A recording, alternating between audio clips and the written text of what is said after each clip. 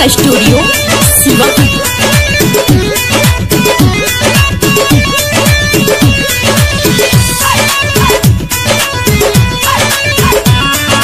Music by Aman Rock.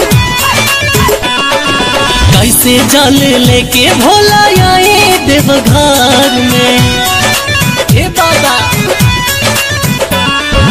कैसे जल लेके भोला आए देवघर में, कैसे जल लेके बाबा आए देवघर में।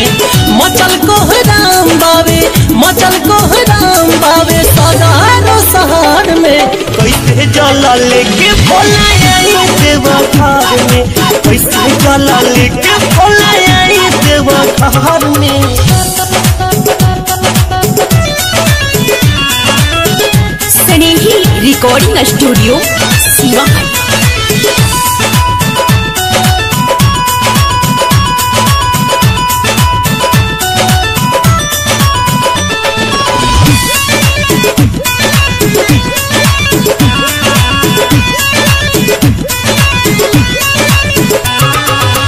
त्रिपुरारी नीलकंठ है भोले दानी, आफत के मार से दुनिया बचाली।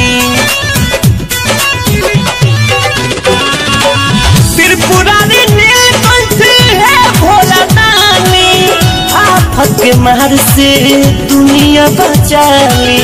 मचल कोहराम बाटे, मचल कोहराम बाटे देखी घर घर में। कैसे जल लेके भोला आए देवघर में, कैसे जल लेके भोला आए देवघर में।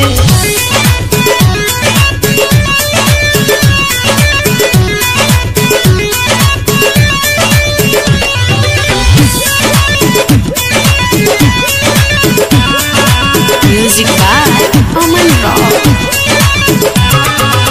सबके बचाई बाबा घर परिवार हो, करेला विकास बाबा ये कहीं गुहार हो। सबके बचाई बाबा घर परिवार हो, करेला बंधनवा बाबा ये कहीं गुहार हो। बरस फिरोज आई, बरस फिरोज आई रौरे नगर में। कैसे जल लेके बाबा आए देवघर में, कैसे जल लेके बाबा आए देवघर में।